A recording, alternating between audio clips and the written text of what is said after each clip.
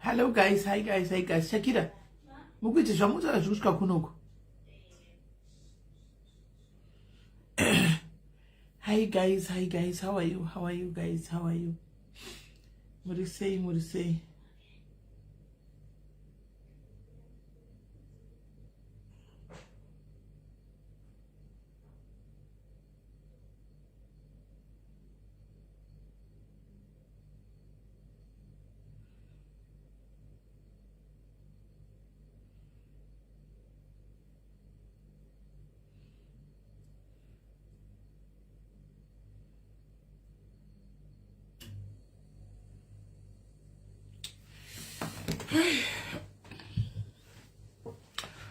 Murisei guys, sei nakuti timbotandara bijani. Timbotandara zvishoma.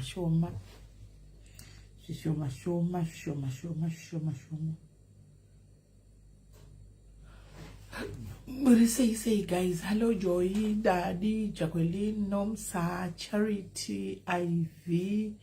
Murisei, how are you guys? Masikomedze nyamira kufamba. Andichamaoni amira kufamba makomedze nyamira andichamaoni yauya. Maria, how are you? Anzi vakoma tine guwa here nhasi ndokuigira imba tozokutukwa. Hey! Tavika guwa unozongotukwa here kunongosara kutukwa ini ndakadherereka shamwari. Iwe unotukwa here kungotukwa iwe gospel aunotukwi kutukwa munhu akadherereka. Kunotukwa munhu anorira ndianotukwa. Rozipuka taura kuti Melika kunobva kwazara. Saka iwe unenge utori safe. Ini panozongonzi Meli uya zvakati akozara zvisingaiti. Saka hausaona kuwa kuti kwai ndiri powerhouse. Inga wakazvowira musiyo kuti ndiri powerhouse. Ndikataura zvimwe zvinhu chaiko zvinotoenda mukurumbira. Inga wakazviwira naita ndingapuwa shuwa wakawawo pano uchinzi ndiri powerhouse. He? Woda kudaro chiko. Yes is Do, yes Shanoni, Trish, Coffee, Emma, Charlotte, Dlamini, Juliana, Laina, how are you? Daisy, Musquere, Sharon, Janisa, Cynthia Foya, say Cynthia, Varaizo Mugombi, how are you? Say guys, nothing but Andara, yes, Etha, Sawaj, Chennai, Guava, say, Batema Kadar.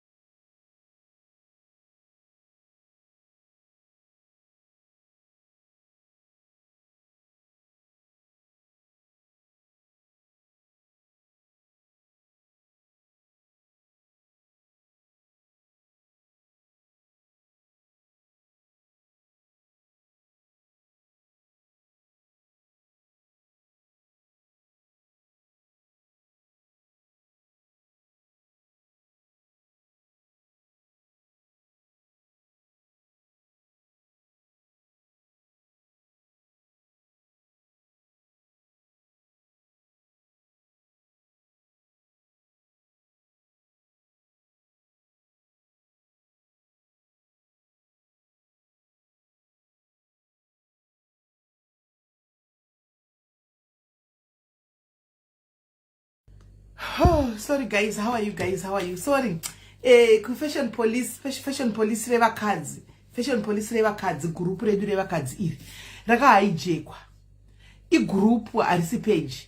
Saka I was like, ndosaka ndasinambofunga kurisa ma two factor authentications kana kurisa ma strongholds because it's a group arina mari. Saka azviri kundinetsa kuti group munhu anotora group akaritora sei because takangona vanhu vesitabhutsugwa panze but chikundinetsa all the admins apanze hanimona but vanhu vanokuisa mapost avo saka indangozvitora pekutanga kuti hamene zviri kuitika because I'm not that active omva ndangosiya kusvikira maadmin ari active kwakazondivinga kanditi naisimeli ko muri kuona here kuti kugroup ndikati kugroup indazviona but ndangoti ndizvo kugroup hamene zviri kuitika kugroup rine basa rei ndingandoda group hanimona ndikati group ndangozvitora kuti aiwa group rine basa rei anoda group anoridini group ari bhadhara arina kana sendi apa madmin manje kune vanhu vanotoda zvefashion zvokutodaro zvandaimboita kudhara saka madmin anga akatopinda nemoya toti group saka kune one admin angachidini mapost akachipinda tikati ko uyu ari kupinda sei ari kuaprova sei mapost saka ndiyona ishora naye angafona because achidza kumubata ari kune imwe nyika achora kuti ini ndiri kutoaprovigawo unongokandawo yotonditi you are waiting for ndikikiri for the admin to approve saka chatotasawo chichakaitika kuti group racho noti maadmin osakabhutsugwa panze saka ndikusha kuti ari kuapprove wacho ndiani group vanoridii ari bhadhari group harina mari guys. It was an admin akabvisa mamwe maadmin no makotibai azviti maadmin ese aripo papa paari pashe fashion police ladies remadzimai refashion remadzimai maadmin ese ari pashe ose ari panze saka ndiri zvikutinisa maadmin ese ari panze saka pekutanga ndamboti technical glitch because ndakambona vamwe kune dzimwe nyika vachicomplaina vachiti magroup aita sei tabhutsurigwa panze nazuka saka ndangoti hai technical glitch kwazuka anombozviita handiwana saka group ndangozvidza kuti group anoridii group harina mari group ndere entertainment ndere kutamba munhu anenge tora group ari kuridini handiona madmin ese ari panze saka muna admin arimo saka ndatoshaya kuti one thing that I know anokwanisa kubvisa madmin ese but akwanisa kubvisa munhu akavhura group and that is me handitika but kwanzi it's code to code who stole the group code to code ndiani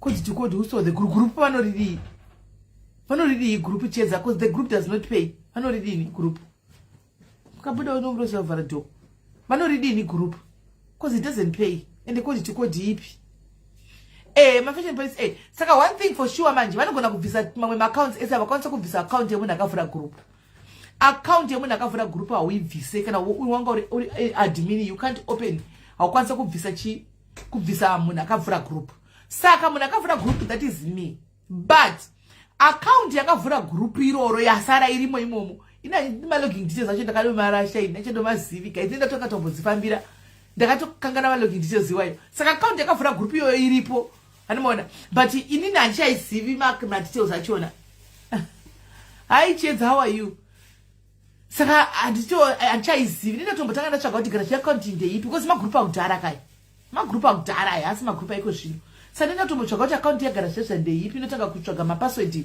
kuti gara password yacho ndeipi because anogona kubvisa yangu yakatobviswa ndeya dzakapinda dzatakajoinisa manje new ones yakavhura haikwanisi kuibvisa that means yakavhura irimo mugroup imomo but hatichakwanisi kuzviona manje because takabhutsugwa pashe tose maadmin handimaona saka maadmin manje ajaira aya vari kunetsekana twedu ndokwedu kwatinotambirirawo zviri kufamba sei mafashion police acho e2 mafashion police angu e2 kune iro fashion police hombere munoziva rinonetsa ivi handimaona koita revakadzi chete because vamwe vakadzi vangasi comfortable kuposta mapicha avo kune varume uko saka tatakavhura rimwe revakadzi chete saka kwaingotambira vakadzi chete ikokoko saka ndo zvaitika futi kugroup ikoko ese ari today angu mafashion police wayo mukatokudzai kuti they were created in Rustenburg andokunyorerai hanzinga fashion police ende iri peaceful zvokuti yevakadzi yai tomborina kana kutori neviolence neukoko kumixed uko ndokutori neviolence yemacomments ende vanhu vanotongona gone macomments vanotendera macomments wayo ikoko handimaona vanotendera macomments saka iri revakadzi harisina kana negativity harisina nasty ritori group riri boro kuti vanhu vachoswera vachitambirako zvakanaka chiedza video ndakaita kudhara yena akangoiposta nezuro chera ndimama ndakangoita kudhara ndakangoiposta nezuro chete yangoposta nezuro chete pandakaita kudhara video ibazai sati kuchibvunza kuti gurupu rakatogobuda kakutora gurupu shoshandura gurupu adii ndiye angafona Lucinda, ndiye angatofona ipapapa, ndiye angafona. Saka rumutsanangura kuti ndikangoposta inotoapproviwawo nomumwe admin hanzi maitomboita kulife fashion police. Ndaitomboita malife fashion police mixed iri fun. Runs a monopoly groups.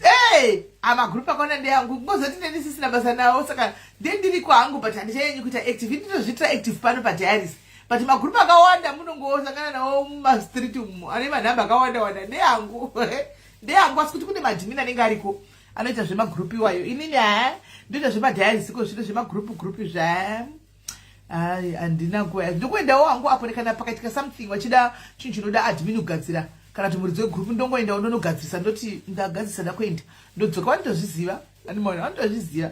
Saka fashion police ndekwana McDonald uko ndo vanenge vachirasva muswe vari ikoko vachinana moganya ndokwavo ikoko kuenda senesabasimba muchimututumapo animaona. Saka ndingori neruoko rwokuvhura magroup guys, ndine ruoko rwokuvhura magroup. Ndingangovhura group rinokura kwanzi ko magroup emuchiri kunzwa muri hanzi kozi munoise maker aka harisi rangu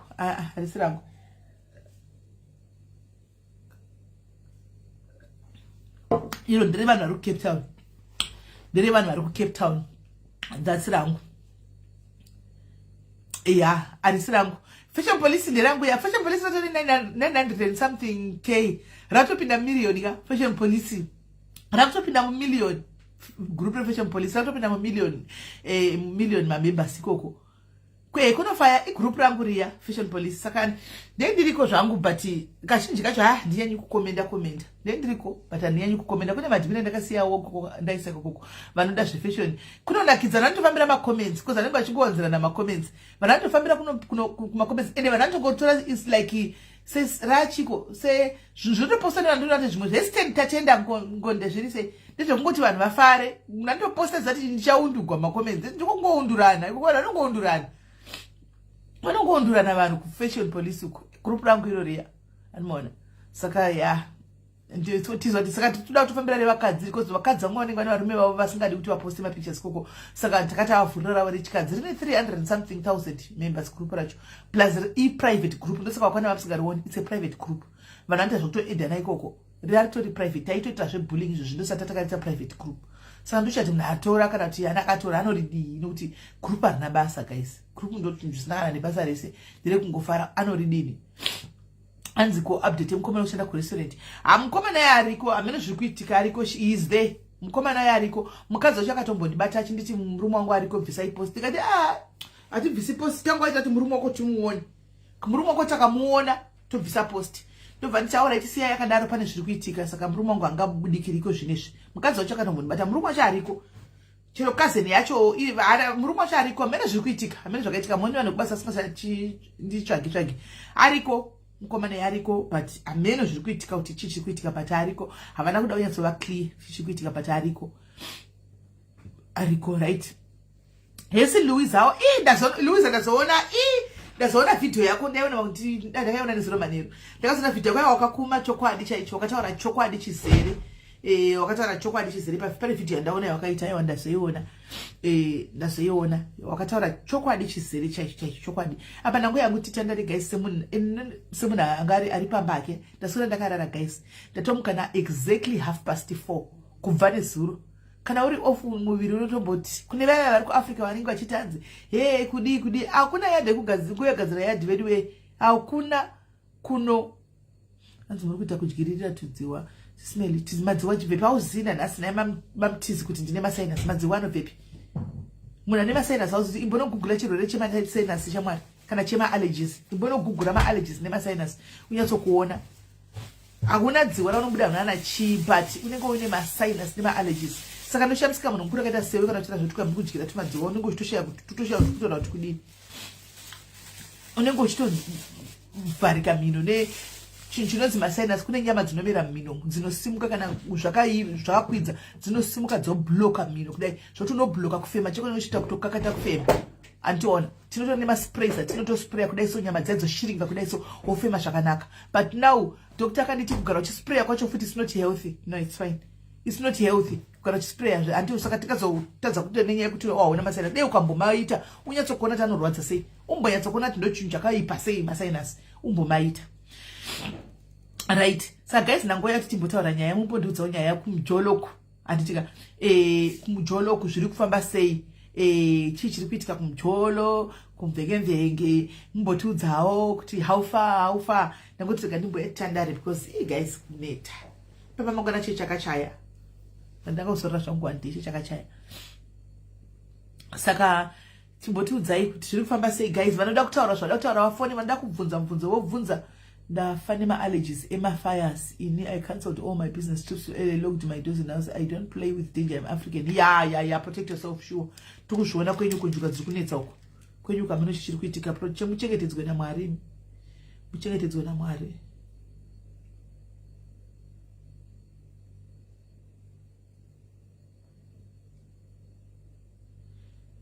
Right, and uye ari kundisira message nemusikana yokwana basa panapa uya yokwana basa uya ndiye ari kundisira message tanzi ndawana basa ari kutanga training nemandi atowana accommodation yake muno. Thank you Id, atowana accommodation yake kuno kwa Peterborough. Saka toda kutenda Mwari nepage redu iri guys. Musikana wenhumbu yaida kubvisa mwana uya aida kubvisa nhumbu. Saka akazowana basa panapa musiwo uya uya. Saka akatoita process yese. Saka akatowana imba ari kumove in tomorrow. Saka overtanga training nemandi kwatotsvaga mujolo wachita kuda mix and mingle moda programming varume vachona unoona akana chinzi hanzi Tete is married. Hanzi Tete is married. Tete vapi? Which Tete? Which Tete is married?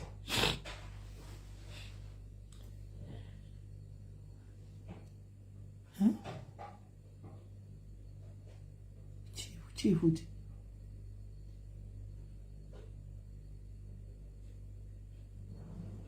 Huh?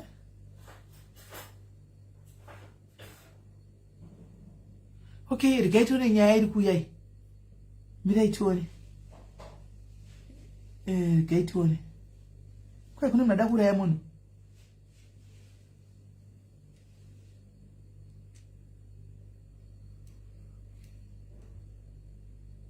Okay. Alright, panzi pane mukomana roda kuuraya munhu. Saka munhu wacho rigaichimirire mukadzi wacho uye rigaitinzwe. Rigaitiwe nyaya yacho zvizere. Hanzi chiindabva kuchipazi promotion pandawana kuna Winky D. Sisi munoposa. Sisi. Hanzi chikona isolate. Watiko isolate. Nyaya yemusikana kuraiwa ufa. Nyaya yemusikana kuraiwa shamwari iri kutwista kudai. It's twisting kudai. Ndandisingadi kuti titange kutaura nezvenyaya iyi. Anditi maona just because vanhu vari kwakaunganiwa vanhu vari kuchema anti mashona. Tachizoti kana kuri kuti kana vazotakura body yaenda kumusha postmortem yaitwa tozotaura nyaya iyi. Tiite gaitins kuya nenyaya yacho. Hello dear. Hi dear, kwari kupi munotoda urayo? Ndamutandipe WhatsApp number dzake. Musikana yanga ari pa TikTok achisa picture yemuZimbabwe niye. Okay. Vakadana na 10 years. Alright. Vane mwana. And in 2017 akamurova ne ndakangoda ati chi. I think she went into hospital. It was like attempted murder. Akamurova. And then 2021 vakasiyana. Mukomana is swearing kuti you will never ever move on. Saka mukomana muZimbabwe. So she went on live yomwe munhu. Oh andipana, I'll send it to you now. Ngeta mutaure naye. Gaya uyetiwe kuti uda kuraiwa nemuZimbabwe waita seiko. Pane nyaya dzinenge dziripo guys. Kama akatoura. Alright, utipe number ichitaure naitiwa uye pano pa live. Okay, thank you. Iwe chiedza mapangira wochigadzira koturikira. Kana utora nechinikikiri utora nechirungu yochiturikira nechishona. Because gaya uyetiwe. Gaya uyetiwe. Kwa mkoma chanzi Vincent Glove. Rigaitangeta wanyaya zvisere. andizikomukana okura ya friend yake vachivigwa ndinemwe nyaya ndinayo kuseri uku ndichakuudzai ina ndingachakudzi nyaya iko zvino because ndechidzita kuseri saka ndenchida kuti mirai timboningirira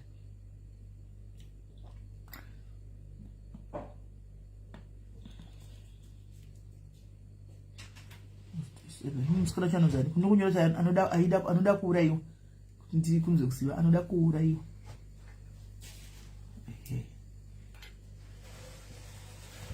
but anoda kuurayiwa ndambata asi ndimukoma nacho hello sisi namba 31 mirai tione taisa message nayo chaunongoida kuurayirwa chii naidi mama chekuti munhu angada kukurayira chii kwatanga tiri kumaroro ndianarorwa zuva rose who got married inga takasara kwai Vincent mwana wangu ndo yesu asi hama yenyu munayewo praise chitogarira mudhuze ndikaiti tomufonera abva adaira kaitiwe nyaya zvisere hai sisi unjani ngiyaphila ukhuluma lo sisimeli la Okay. yes so nganikezwe inamba yakho nomunye osisi kuthiwa ukhona umuntu ufuna ukubulaya wasekhaya njani njani so ngifuna ukuzwa nje istory kuwe ukuthi kisikiphani kwenze njani nopeseni wakho Okay, uguy waseZimbabwe. Okay. Ngithana naye. So bese sina 9 years sidatana. Okay. 2017 wangishaya nge-4 ekhanda ngaspenda 3 weeks esibhedlela. wakushaya ngani After that nge-4 £4 yini hema. wakukhanda ngehama Yes. So ngamvulela icase ngifuna amaphoyisa but avangaza amthole. okay wathi wabaleka So angibabaleka ngazo ukuthi wabalekela washonaphi. Okay. Enda phaka entreatnisha nomndeni wami ngayo yonke indlela. Enda pha ngibuyelana naye because ngisabela nomndeni wami sifuna nokushisa umuzi wasekhaya. So keep peace ngabuyelana naye. So emva kwaloko saba nomntwana naye. Masiba nomntwana ngashukana naye 2021. Umntwana ngimthole 2020. Ngashukana naye ngo-2021.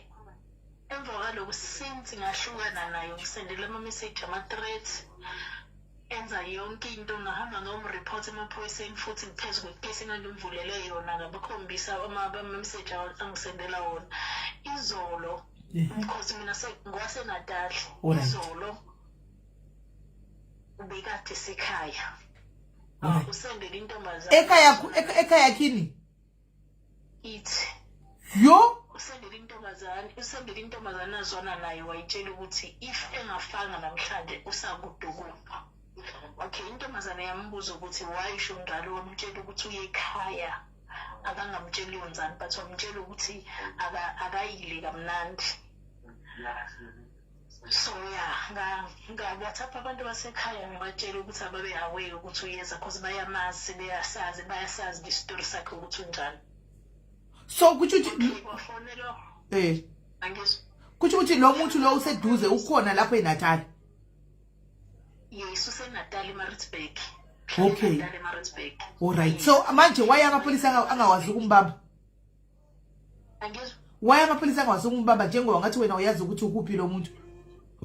Angazi why bengakhona umbamba. Angazi because noma ngasuka eduze kwakhe uyangifuna angithole angazi kanjani even ngashintsha inamba uyangifuna angithole. Uobsessed nawe and it's very dangerous uzokubulala lo muntu. Yeah, iyo lengisabayo nami. Uma ngabulalanga mina uzozisa mina ubuhlungu mhlawumbe ngomuntu oyedwa wasekhaya angazi iyo lengisabayo. Njengamanje ukuphi usekhaya? Njengamanje ngiseGoli. UseGoli. Ekhaya eNatali. So uyakwazi yena vele ukuthi useGoli? Akazi ukuthi ngiseGoli. Ngicabanga ukuthi into ebengisiza ayo uzofica mina but akazi ukuthi angikho ekhaya ngiseGoli. Sho so into vele ayifunayo ukuthi nje nibuyelane. ukusenda wona ama-message efona encenga ukuthi ngibuyelane naye. So bengiba clear naye ukuthi ngeke ngisabuyelane naye because lo muntu ungaphuzile for 9 years. Ngibhonya engishaya ngina 28 scratches. Scars from yena. So ngamove on uyazi ukuthi ngimove on nginomuntu uyazi yonke into but still usalangilandelele. So iproblem ukuthi vele ufuna ukuthi adisturb lo wena no guy lo unaye manje. Ngiyacabanga lokho but yena ungena izifo ufuna umntwana mina.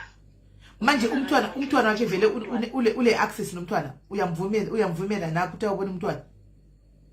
Bengimvumele abone umntwana. It's only 2 months la ngamnikeza ngakhona umntwana cause bese ngimbona u-actor nje. Asenda ama-message mina akhulume whatever afuna ukuyikhuluma noma ethi angimkhombisa inhlonipho engakanani. Ngaze ngathi kuyena cause ngathi awunaye respect nami even though sengahlukana nawe. It seems like ngoba uthe mina ngiyamnyanyisa into ehlangene nami yamnyanyisa. So ngase ngithi umanyanyiswa yimi kushuthi-ke phuma kumntwana cause kuya kumntwana ukuthi uqale kumina umntwana ethi una-4 uzothena 4 this year. So ukuthi ukhulume nomntwana kuwukuthi ufonele mina ukhulume nomntwana. So mawunyanyiswa yinto enami ingane yami ihlanganise mina nayo. So kushuthi umnyanyiswa yiloko angiphume empilweni yakho uphume kumina. Sisi ngicela ukuthi sorry ngizosawunda ngathi but ngifuna ngizame ukuthi oliqiniso ukuthi siwazi ukuncedana lapha right. Ngicela ukubuza ngesikhathi usathandana naye lo bhuti lo okudala awuzange umudlisa something umudlisile or something ukuthi njengoba uyazi abantu bathandanayo sometimes siyabafazi senze izinto ngithi ngifuna ukubambelela kuno uguy wabona awuzange umudlise okanjani because i-obsession yakhona ungathi ayikho normal. Angazi ngamdlisa yazi bonke abantu bangibuza lo nto ngikaze ngamdlisa even ukugirl azwana naye manje useke wamgwaza angazi ukuthi uhloboni awuseke wamgwaza ugirl azwana naye manje nakhona ukuthi azangisendele imessage angithiphisa ukuthi uye ekhaya izolo ithi because uyamazi ukuthi umuntu onjani. How old is this guy? Uzotena 43 this year.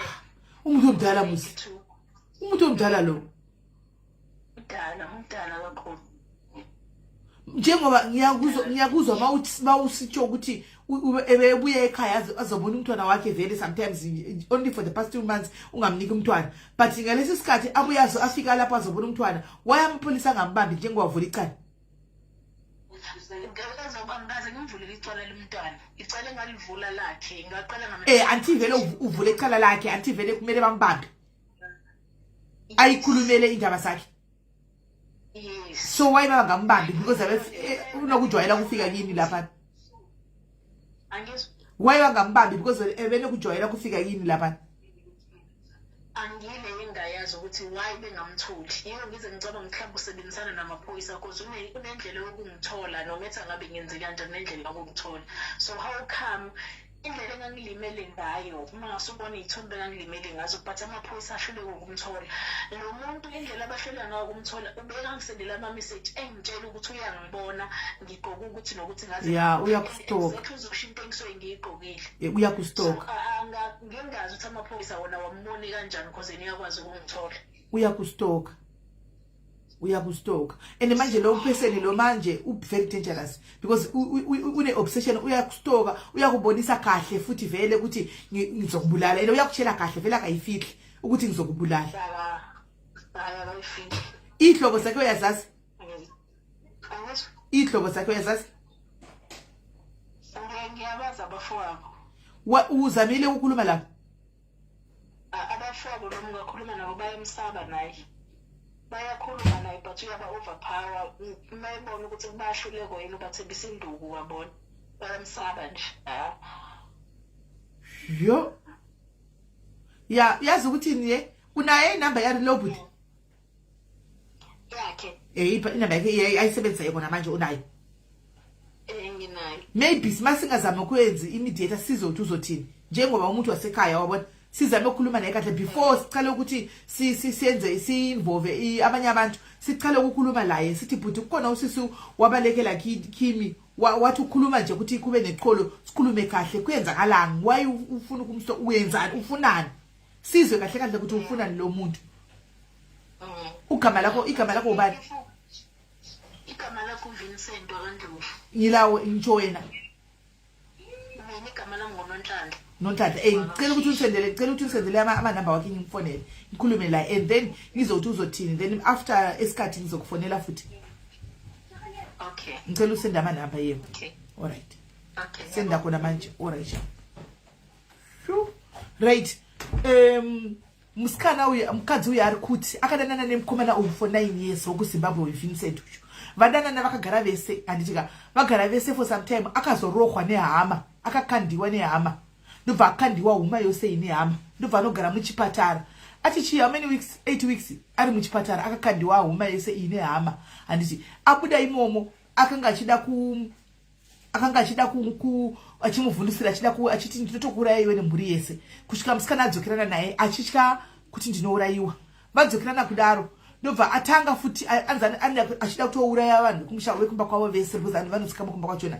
Saka musikana yakatiza anzi takadzokerana apa ndo mistake yakaita vakadzokerana gore rino ndobva ita nhumbu ndobva zvana mwana wacho ndiye ari kuzane for esiko zvino. Saka mukomana uyu ari kutomu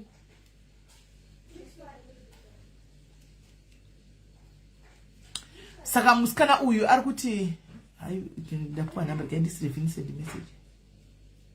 Right. Saka musikana uyu ari kuti izvozvi vanhu vanomuziva unhu hwake saka akatipiwa kuti ari kuuya kumba ari kuda kukuvadza vanhu kumba kwenyu saka iye hako ane kwaari handitika ane kwaari. Saka mukomana uyu hanzi akatosvika hanzi anondifonera hanzi chero ndikachinja namba ndikadii anondifonera nenhamba iyoyo yandinaye otaura kuti wakapfeka zvakati ndatokona ndikukuona. Saka anotomwa hanzi zvande ndakatopfeka ipapo nepande ndiri anototaura ipapo saiko zvino akatiza akabva kunikiri kumusha uko akaenda. Saka hanzi mwana ndaimubvumidza kuona asi 2 months ndakaramba tachitoona ndakatota move on ndine munhu wandinaye iye ane munhu wake wanaye asi munhu wanaye uyu akatombomubaya nebanga musikana wanaye hanzi akatombomubaya nebanga manje apa. Saka izvozvi ndatoutipiwa nemunhu kuti arikuda kumba arikuda kuenda kumusha kwanza atoonekwa ikoko kuma area kwave koko handimaona ndokwaari. Saka tepi yakadai ndamisira message yatika ndikaitifoni tikasabhombiwa nhasi tichangu ngatingotukwaitose anzaneza ndinotlatira mushishi musikana anzani mushishi right. Hey manje Vincent uyu bombirai guys bombirai ndimbomwadhingisa ndanotukwa ndinoti ndichanotukwa nhasi nemukomana.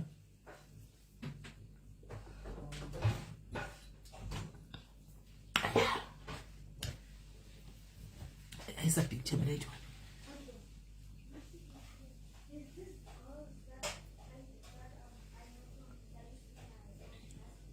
Yubi atomsendera messages why musikomana yachiti abvunza ndofunga mwana kanzi atinoda kuzona mwana uye akapinda kuti akeke unkazi mudo waamba nani tikanzi ngiyazi ngakupupa ayiko inkinga kuhlena lokho antika ngicela umugunde please antika ndobva mukomana nyela this is my last SMS to you once said ngizoke ngibone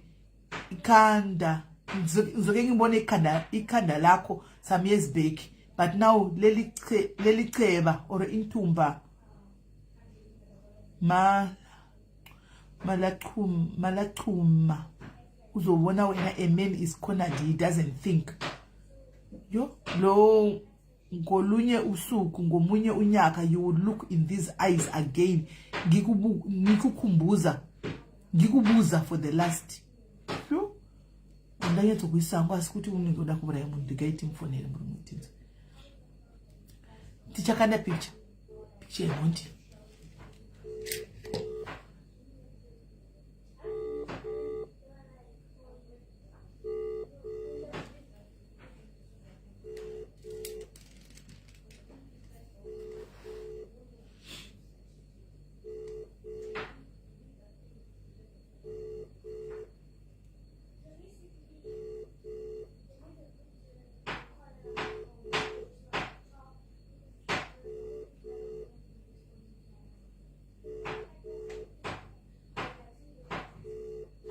akaita mistake kushandisa mwana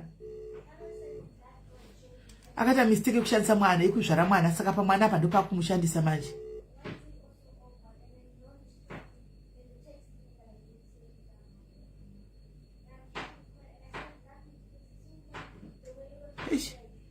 Yeah. Para pana aisa nikiri aisa ndikushunzwa.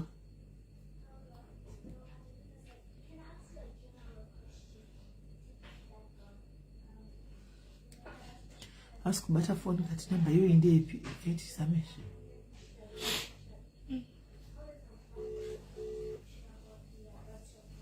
Aka reporter just Juliet, but nothing is being done in police. Hapana chiri kuitwa ne police. Aka report.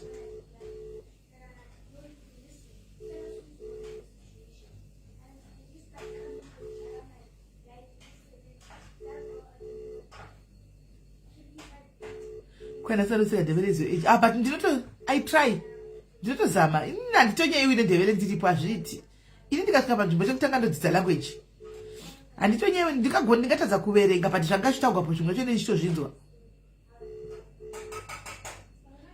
Azviti.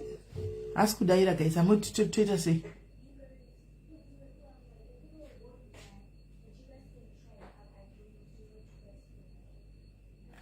Kumkwanasi problem kuti munhu uyu asi kutotiza, munhu atoripo asi kutiza, asi munhu ari kutsvagwa, munhu atoripo but ari kuisa ma threats ari background.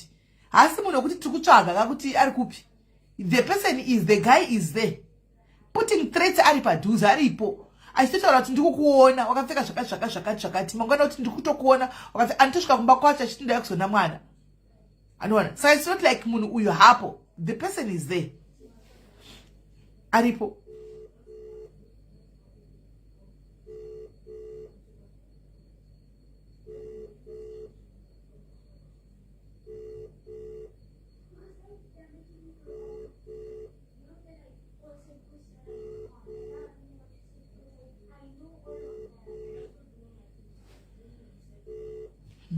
Nditrai kufona ne direct call. I think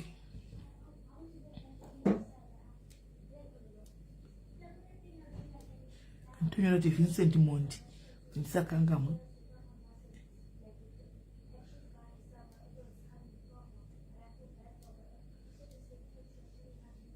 Nditipse direct to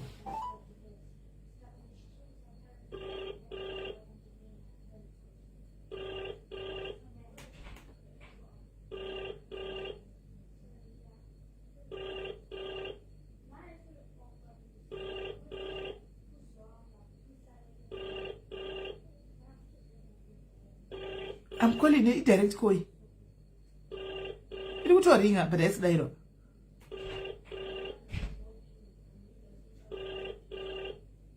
Yes, bright.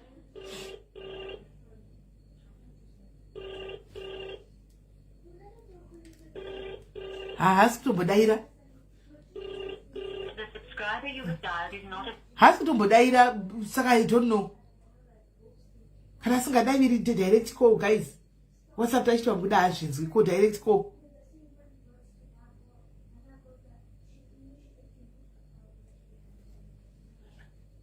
I don't say what if it's anymore. You do sakanga.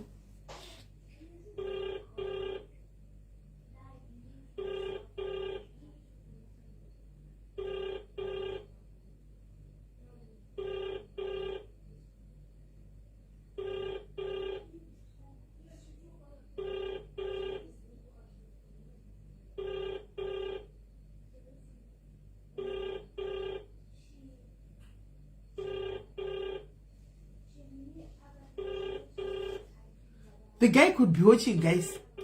The guy could be watching because there's no need to say direct call your number. I was going to see guys. A foreign number for that mate. The guy is dangerous, guys. This guy is dangerous. He might be watching the live. Now, guys, number I was going to see a direct line, guy. WhatsApp touch TA. Call direct line.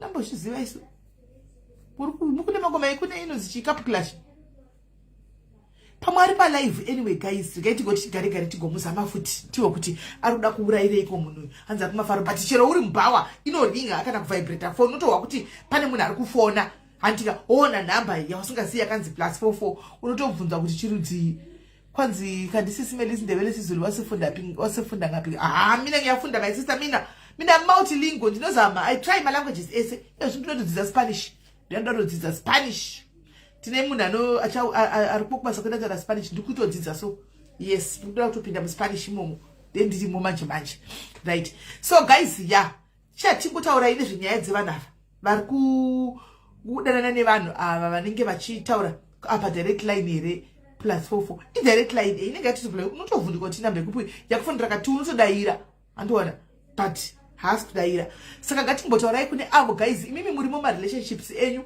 mamwe mared flags ndiwaya amunenge muchiona asi munomaignora because munenge muchida unenge uchida guy wako andiona unenge uchida person wako saka unoignora unenge uchiignora mared flags ayanenge aripo asi muri kuona ini direct or WhatsApp as long as I know it handidaire maheka zawanda okay anzi madirector mandichanzika daire okay maybe he's one of those and maybe he's one of those right maybe he might be watching, maybe he's one of those, we don't know. But now the angobvunza ku guys kune vanhu nevakomana kana twakambodanana nevarume umwe inyaya dzevanhu dzimwe dzacho ndinenge ndichizongo inyaya dzandinongoudzwawo in private hanimona munhu anenge achida akutsvaga masana ake kuseri iri private nyaya achindiudza asi imo mudzimba guys varimo vana mai urimo izvozvo mwana aitaura naye zuro handika varimo mumba umu handiti vane murume ari kutoita mashiripiti akadaro ekutodaro mai mwana murume mashiripiti ekuti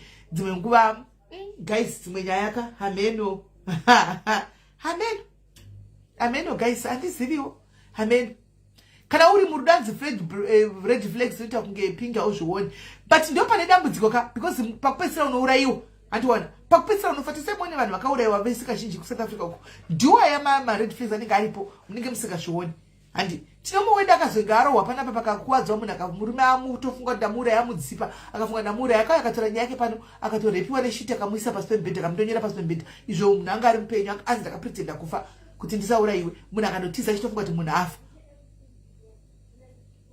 Let the girl call, then she adds you. Let the girl call. Oh, phone. For them come on the edge. I gate one. Maybe it will do the gate one. Maybe that can do. Because we ask could I hear gate one.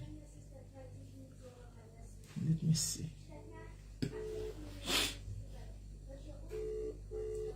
Skana chakana kawaida kweli.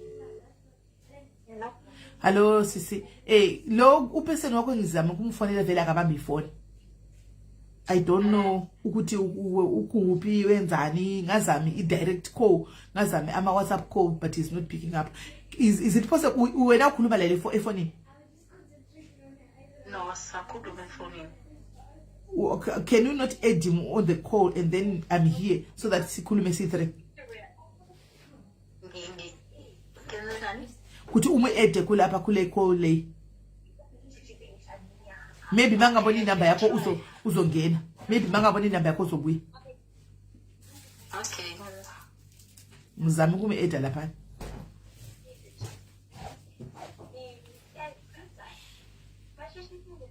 okay sengum ede yeah ngiyabona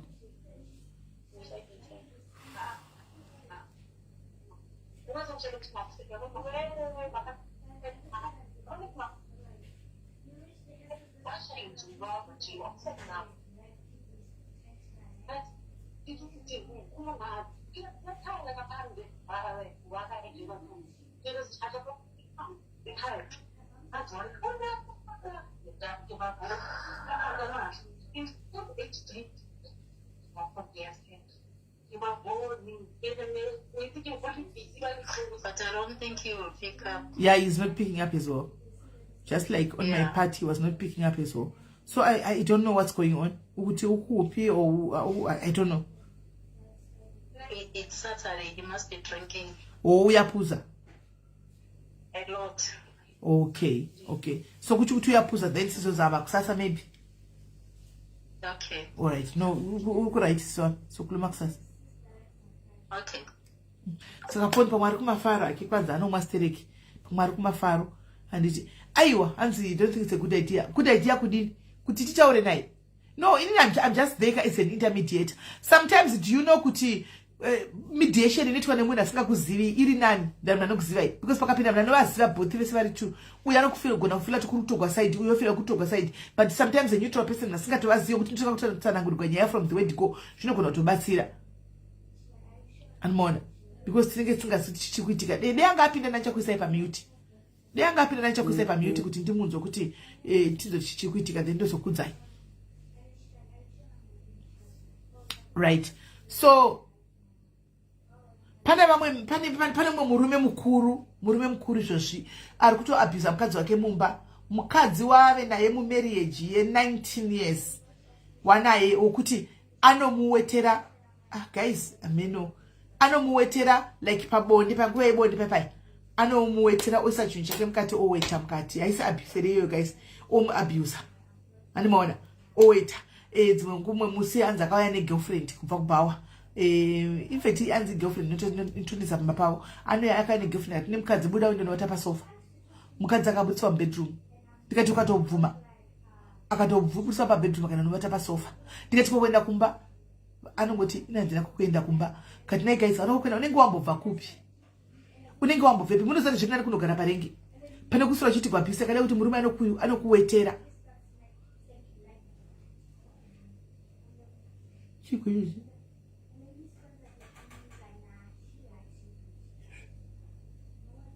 Chikuizi. Eighteen.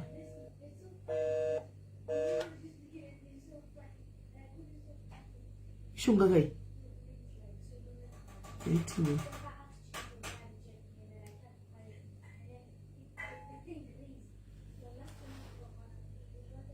Kuwetera.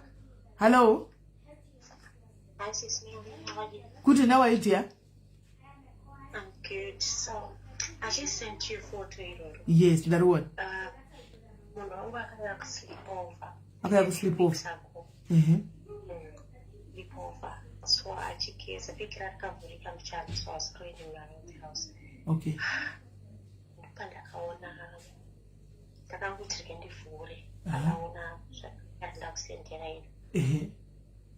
Ndikafunza kuti ko ndakazomubvunza kuti ko zviizvi akanzi mushonga wegeneral health but zvasinganzwisisike the explanation. So ameno sisi mani ndokumbofunga pamwe ndinoshandisirwa mushonga because dzimwe nguva ndotombonzwa uda kumurambo toshandichada but ndozoda kuudza uye kumuda kutonzwa kutoti ndakusuwa ndototanga tomutsvaga ndini. Okay, so you think that the guy might be using mushonga on you? Uyo mushonga uyu handizivi hayo asi ndakatarisa to me mushonga wawakanda wawaisa iyo inenge mushonga yekutomwa haisi kuti zvanga zvakusleep over akagadzira musana here. Takatomubvunza kuti hausi kuti musana kana kuti chii atoti no usitomborei zvomushonga wako ngoti health yangu ngwetapo. But uri kuona kuti ndewekumwa uri kuona kuti it looks kuti ndeyekumwa haisi yekuti inga nokuti totoona kuti like matanda anotomwiwa like hasi like unoziva mishonga inomwiwa yayaniswa like the way yairi. Amen. Haisi mishonga yakapawudwa iya kunzi powder takadini chitori zvimagudu zvemushonga. Sismelly, but I mean, ndakangorwa nehana because I was not expecting this. Inogona kuve mishonga yemusana memwana kuti maida kutorwa paanosimbouya anosiuyawo often kumasleep off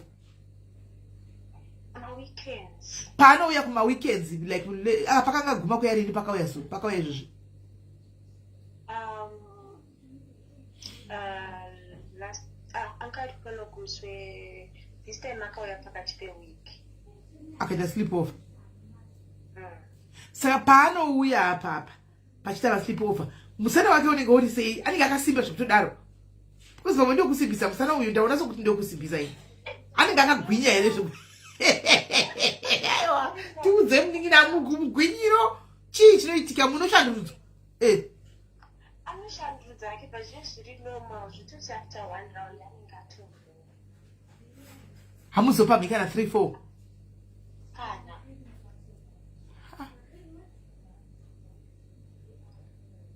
ndoba kutongonyetsa sauri ufunga pamwari mushonga yanotopota achidlisa iwe but ndakatata zvokwamwari chakutatisa mushonga ika hainganzi mushonga wokudliswa cha zimushonga rakakurada unodliswa sei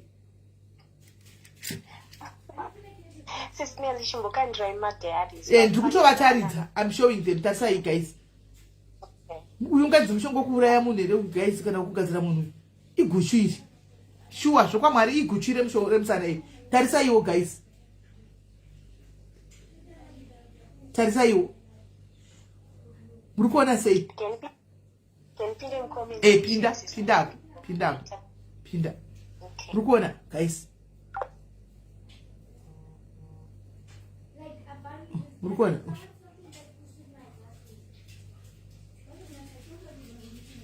iguchu iri hausi mushonga wokuuraya iguchu shuwa mushonga wokuti amwe iye zvigwere chichichichichi iguchu haro kola kuti kana usina kumbozvona unovhunduka iguchu iri hausi mushonga wokuti ungada kunzi udlisiwe kona uyu munhu iri atori guchu rekusimudza musana pamwe iwoyo musana iwoyo anzi vamwe vanozora kana kuisa muhwe kuti vadiwe but uyu kunzwa ngwari mubhegi kawineti akatovhura bhegi remunhu ndiye iguchu iri hairi iguchu iri zvokwamwari chaiko iguchu iri iri guchu harisi ndezvake zvokumwa iye kuti asimbise musana wake ndosaka ndabvunza kuti how strong is he hanimona because ndakatarisa iguchu iri guys iguchu chaiko sakola kuti vari kugadzirawo musana wavo kuitira iwewe handionise kuti ndewe kuti kudlisiwa kana kuti kudi haakani kuti vari kugadzira musana wavo.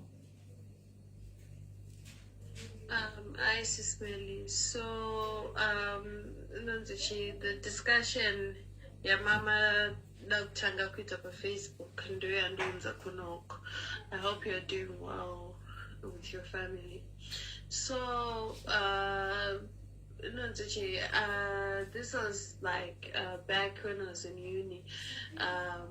I realized Kutishani, I was in an abusive relationship, but this was like after that whole depression, just my studies, and then my lecturers, I was supposed to run therapy. That's when we started unpacking, and that was not the relationship I was in was intense.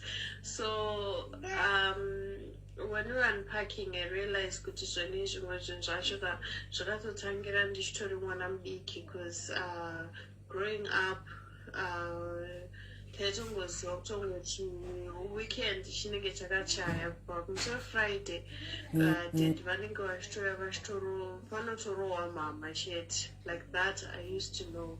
And mama wangu vakashaya when I was like 6 years, but then I still remember the fights very well. And after mama died, then because it was just the two of us girls of Asara, and then tikasara chikari na date ndetongozotongoti nenge ndichitorwa. And for me yangu manje yange isisina kumbomirira kuti Friday yange yatongova everyday chaiyo, like ndakarohwa by like a lot of things that you can think of. So inonzi brands ako dzinenge dzagadzirwa in a way yekuti dzinobva dzagadzirika in a way yekuti you've normalized you've normalized abuse, you see. So panenge pachiitika zvese kunzwa kwarohwa kana, because then for me yange ri kurohwa, yange ri emotional abuse. Yeah, and then the relationship that I was in at that time to university, it also involved sexual abuse as well. But then like it was just like, oh yeah, like in my brains I was like, it's like I normalized it in my head. It's okay if they do it and all that. So I think that's why a lot of us as women, we stay in these relationships because also, like I said, because my mom who died in 6 years, so kutoti love my parents ndopandakapedzera kuiona when she died. Saka I think abuse unongogara maabuse kuti yeah anombondida and all that handina mumwe munhu anondida kunze because like kuhama dzangu inini papasina hama yange iripo for me at that time saka ndaitongoti munhu ndiye angatovawo there for me. So yeah, that's why I think that's one of the reasons why we stay in the abusive relationships. And then you'd see Kutisoni, even in the abuse, Kutinala siso over. Even if you can see that clearly table, but then again she got try to protect someone because then she's right. If he goes, then who else is going to love me? Because I'm the person that's going to that's there for you. There's no one there for you, or you are in your head. And even because they know like you are dependent on them. Yeah, they will take advantage of that situation. So yeah. So I guess Kuti, like what I'm trying to do now is just to give my kids love so that like they don't they know what love is. Give them everything that they can. Arikutaura nezveabuse yake mwana musikana wekuti inini ndakatanga kutonormalize abuse when I was young because ndaitoziva kuti every Friday panongosvika Friday ndinongochiya kumba chatochaya mai vanenge vachitorohwa. Saka mai vachirohwa kudaro pakazoshaika mai asara ari dedi vakatanga kusara vachiabuse iye semwana wavo waigara nadedi zvokuti ainge angorohwa anytime paafungira to the extent yekuti akapedzisira normalize abuse yaya zvatove normal kwaari kuti ndinongorohwa ndozvari kuzama kutaura kuti ndatove nekakunormalize kuti kana ndangodai ndonga ndichirohwa hazvichinje handimaona kunormalize nikiranzi to the extent yekuti even ndakazvimba ziso handimaona ndaigona kutonyepera vanhu ndichinyesona ndarohwa ndonyepera vanhu ndakarovera handimaona kuta kujustify kujustify abuse handimaona saka in other words ari kutaura kuti abuse kune vanhu vanenge vari maabusive relationships aya vanosvika pakutopinda mairi pekunamira mairi pakutozozviona zvitori zvinhu zviri normal ani muri kuona pakutozozviona kuti zvatove zvinhu zviri normal nekurohwa nekushungurudzwa nekuita sei mumaabusive relationship ndozvari kuzama kutaura izvozvo kuti kwandiri it was just an everyday meal ndandatozviona soti zvinhu zviri very zviri normal animona yanzi even abereko vane abusive they don't yes they don't because unenge usingatozivi kuti ndikurayira kasimwe cho ningatowe kuside rekupi rekuabuse andimazviona. So pakaita comment yanyorwa namanjenjenje ati kwanzi kwai ndakambodla vamwe baba vakanakirwa kusvikira vazvimamira andimona vazviitira tsvina kwanzi ende vazviitira tsvina kudaro tsvina ichi yakatozoenda kwai yakatozoenda nemumuromo mangu achidla baba. Saka ndisingazoziva kuti baba ndizoziviwo kuti kuzodlawo kusvika pakumama zvanga zvafamba seiwo kuti wakanga waita experience zvikirimbiri zvakanyanya kuita sei nai manjenjenje hangu handiwozivi asi ndio andizivi hangu I don't know ndakubvunza hangu guys ndakubvunza hangu izvo zvokudlisiwa haisi abuse here I want to ask zvokudlisiwa izvi haisi abuse here haisi abuse yekudlisiwa iyi uchinzi idla soupesera kusiwa ndikiri idoti mumuromo haisi abuse here because wakatoabuswa my sister kuchisa doti remumwe munhu kuchisa tsvina yomumwe munhu itori abuse my sister wakatoabuswa munoziva here guys kuti even vakadzi vari married guys kune inonzi sexual abuse munozviziva here asepu wasunanda good morning how are you do you know that guys even married people can be abused married women married husband married men can be abused in those marriages they can be abusive. Because if your husband is forcing you to do something, like if he's forcing, like this lady that I told you, this guy is always peeing inside the thing of a woman, like this is a thing, and then he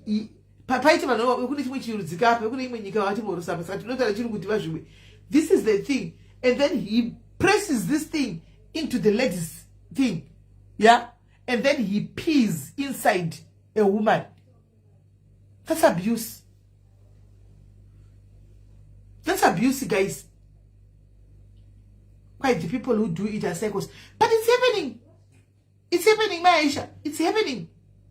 I'm one in comment section. It's happening. And mon, you could always take you guys. Oh, tell me go up in there.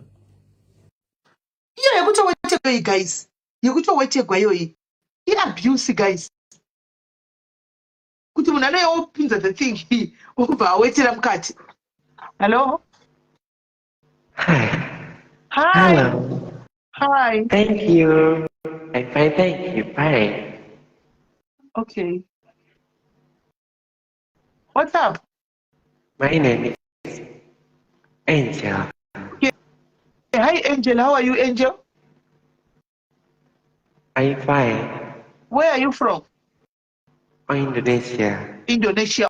Oh, okay. Nice to meet you. Are you a DJ? Thank you. Now, What do you do? What do you do?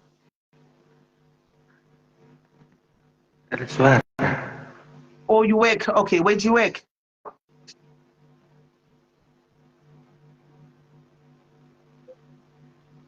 Where do you work?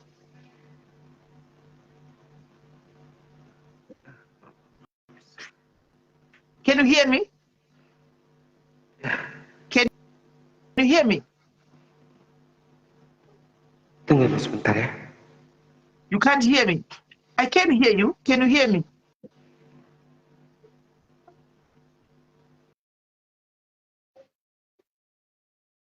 Hapa ita butingito wapinda. Paita ngito yapinda. Saka ndingarungutwa kuoru ameno. Hadi maona. Right. Saka guys, kuwetegwa mukati itori abuse guys. Ndimai vandusana ne19 years apa. Asi ndakavabvunza kuti saka kuwetegwa kwakatanga rini? Animaona. Saka ivo munozati kutaura kwavakaita vachindiudza. Kwavari zvitori normal. Kwavari vaitofunga kuti zvitori normal. Ndikati imi zvokuwetegwa mukati izvi kwanzi zvinhu zvatagara tichingoita munozvifarira zvikanzi ndozvavanoda koiwe ndozvavanoda koiwe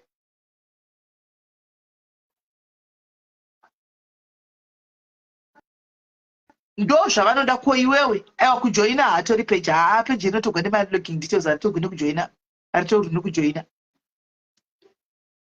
koiwewe kana zvinhu zvavanenge vachida koiwe unozvida kwanzi ndo zviri kumba kwangu guys kuwetegwa mukati the next thing vachadyi guys you remember mukadzi yayo kuya pana pakunomaliza kuchisododo nemurume ainzi murume bonde hariperi kana pesa kuti murume atindadzwa bonde ari pakumunadzwa kumadhodhoko you remember imi mukazomuudza mukadzi mukati ifetishi what happened zvamakataura mukati kwanzi don't forget to follow me or aritsvaga mafollowers maziva uye kuti zvokuzoti okuzoti anzi murume wangu every time pabonde patinopedza anoda kutoti adyikire kumandikiri anoda kutoti adyikire kumasure tikazomuti iwo uchitika tsvina yemunhu iabuse kai kuuya negirlfriend kuya nemukadzi mumba konzi ndinota musitting room haisi abuse here guys mukadzi wako mumba ouya nemugirlfriend mumba woti kuna mai budai muende kunovata kudining room haisi abuse here haisi abuse vakadzi vakawanda vemudzimba abuse iri kuitwa nemurume inonasa chero kuhurigwa chako chako kuabuswa tichitoabuswa ipo paya guys iabuse because chinhu chinenge chichingoita kuti mental health yako ikanganisike I think it's abuse hands if you seen them ongoing no ndeipiyo Benedicta handinamboiona antimaona vakataura mai ava makanga here guys vauya pana pachitaura kuti every time kana murume akapedzera bonde ndinopa kumuvhura kumagaroko ndonanzva imagine tikavabvunza maimbo guys tikavabvunza kuti ko imi vanokuvhura here kwenyacho kuna dzvai akati no hadi chero kuusa suku kuvana zvichekwa hadi. It's abuse guys. Vakadzi vakawanda vari mudzimba iabuse muzere abuse mudzimba upo dzekuti vane varume ava. This is why iwo vakadzi vakudesaida kutora zvitoti zvokupedzisira zviya vachibikirawo varume because abuse inenge yanyanyisa guys. Woona kuti rega ndichore ukazotye kupedzisira ndibikewo ndise muchikafu chake ndimupe because kana achikudyisa tsvina everyday iye asingadi kudya yako saka uchamudyisawo ine another way hati ndizvo uchamudyisawo neimwe nzira uchamudyisawo neimwe nzira nokuti waungongodzingodya tsvina yemunhu mai mwana iye asingadyi yako ngaachidlawo neimwe nzira wopindawo nestaira yakangwara chaizvo womuisira. Abuse nerape zvakawanda mudzimba mukadzi nusati chiyako ka lisi vakadzi vanenge vasingato understand kuti mumba sometimes murume akakumanikidza kurara newe irape havatozvi understand kuti kana usingadi kurara nemunhu chako chaiko mumba murume wako usingadi kurara naye akarara newe zvenharo irape because kukumanikidza usingadi ende guys panomanikidza usingadi unogona kana kubvaruka unogona kana kutatamuka unogona kana kuita sei handivazvona nokuti munhu ari kuzvipanidzira iye kuti apedze sexual desire yake iwo yanoti in the mood kandi saka ari kumbandidzira anogona kungopenetrata zveforce ukatokuvara saka irape. Asi nenyaya yekuti mukadzi anenge ari mumba tinge chingojustiva ndakarogwa kwai ndo baba anopiwa maconjugal rights kana tisingadi kana mukadzi asingadi haadi respect her wishes and her body simple. Respect her wishes and her body kana asingadi hadi.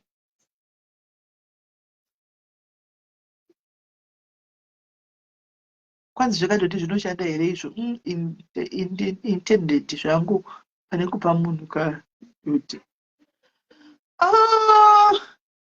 I don't know vari mberi vakambondisa guys mutiudze uyai fonai mutiudze kuti zvakashanda here vakadyisa vaya zvimadhoti izvi zvopedzisira izvi tifonereiwo mutiudze kuti zvinoshanda here. Please tell us. Hanzi vari mudzimba jealous dano vari mudzimba vari kutsva dzimba dziri kupiswa asi on the ameno nokuti ndiri kuona masingula acho muri kungomhanya futi kuda kunorogwa muri kutsvaga vanhu vanokuroorai saka pa vanhu panozonesa kuti question dzinobharitsa sei kuri kutsviwa kuri kupiswa asi muri kuda kupinda muri kupisa imomo saka zvinofamba sei because varipo vari kutozvishuwa mudzimba umu vakadzi mudzimba muri kupisa zvemashuwa but imi vacho vari single muri kuda kupinda futi mukati imomo 3 reasons why mune maboyfriends muri kuda kuzopinda ungochenzana neboyfriend yako saka unondorora rini saka when are you going to meet my people for the why kuchipiswa saka the equation never balance guys it will never balance kanza tatina ndosaka umakaza chodana pachavo cause imwe abuse yacho kwanza tizo vachidana pachavo amene kuti pakudana apa zvinozo hatizoziviwo handizozivi asi dzimba dzinopisa dzimwe dzimba dziri kufaya my sister dzimwe dzimba dziri kutofaya zvokutodaro kufaya chaiko hatisi dzimba dzinopisa dzimwe dzinotofaya zvokutofaya zvokwamaifaya chaiko hatisi dzise dzinopisa asi zhinji adzo dzinopisa hadzo zhinji dzinopisa hadzo ndochokwadi vanhu vazongobuda vakabatana maoko pafacebook vanhu vobuda vachikisana havo pafacebook vanhu vobuda vachitivhara havo pafacebook asi chomene techizedu kuti hakuri kupisa munotopisa hanzi nini I'm good in marriage ndorova munhu they think they will succeed where others failed you see andimaona so panonetsa ipapapo right mofana itinzwe guys fana itimbohwawo varimo mudzimba dzacho dziri kupisa uyaitiwe hai kuri kupisa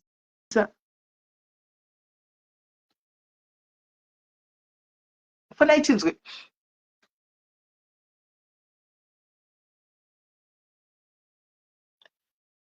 kwai gore riya makati ndisiye vaya munditsvagire vanhu uya anga asingaiti zveuya iwedi uya haanga achitokutambisira time kanga nemukadzi wake anga achitokutambisira time paya waida ngohligwa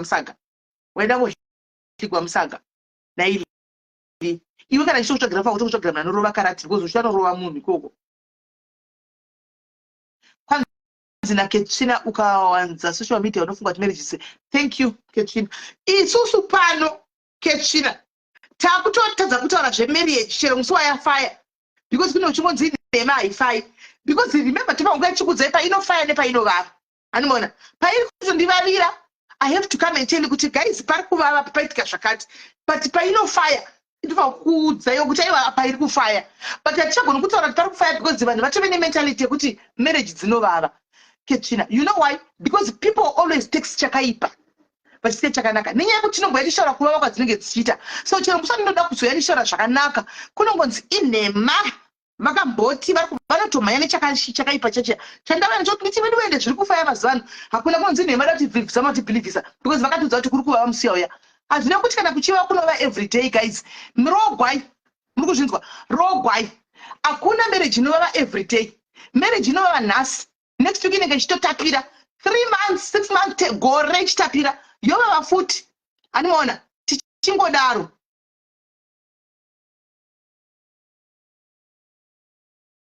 Yes, you are very right. Exactly. Munhu akataura kuti ini kwangu zviri kufaya, taura chokwadi chako kwangu zviri kufaya, marriage iri kufaya, kunonzi nhema. But chokwadi chekuti guys, marriage is not bad. It's not bad marriage ndosaka muchinyengwa nei muchida kurogwa. Haisi bad marriage guys. Zvokwamwari cheko chaiko. Asi kuti regai tikudzei chokwadi. Don't get into a marriage and expecting everything to be a bed of roses, because it's not going to be a bed of roses. That's for a fact. It's not going to be a bed of roses. Zvakafanana nekumba kwenyu kwamakazvagwa une vanin'ina vako. Makakura musingamborovani nevanin'ina vako here. Maitorovana muri vane munhu wani muchidanana, maitombonetsana morovana. Motomboita mazuva musingataudzani muri vana nemunhu wani. Ndozvakafanana nemarriage. Munenge matozosangana makuita kunge mukoma nemunin'ina. Muchigwabvurana muchitukana ndosaka even chero kuburisa mweya chako mutosurirana murume nemukadzi. Because munoita kunge vatevedzani varumurani. Munoita kunge vatevedzani. Saka munenge handine nemunin'ina wako ndozvamaita kana nasisina wako ndozvamaita nditi. Saka yava kuti bhuu votisa. Handikosora chipopota ndozvamunongoita chero mumba. Marriage is not bad guys. Because zvekwamwari chako ichasvika time yekuti unenge wazokura pekuti you want somebody wekuti unoshare maproblems naye nawo. Unoda maproblems ekuti unoshare naye maproblems. Unodawo munhu wekuti kana vana venyu vakura uri wega nhasi ukadzwa makumba achitingenengene, makumba achazotingenengeneka one day kana makura achatingenengene, unototi shamwari iwe nditorewo mvura undipe, nhasi handisi kunzwa zvakanaka. Handiwana omubuda wacho unotenga mapanadhi wachiya nawo. You need that someone. You need that someone. Marriage is good kunzoko. Patinozoyapa chiti kozodai ndezveipapo guys. Ndezveipapo asi zvekuti hatisi kufara iwa. Tiri kufara guys. Asi kana vari kufara tiri kutofara tirimo. Pazvinenge zvava tatokuudzai kuti zviri kuvava iko zvino kwanyengwa kwauriwa. Anomaona. Asi zvino kuti kuura kwacho ndikwe everyday guys. Hakusi kwe everyday. Hakusi everyday. Papo pacho panoenda kuzozvibata kuti kwazodai ndoenda kuudzai.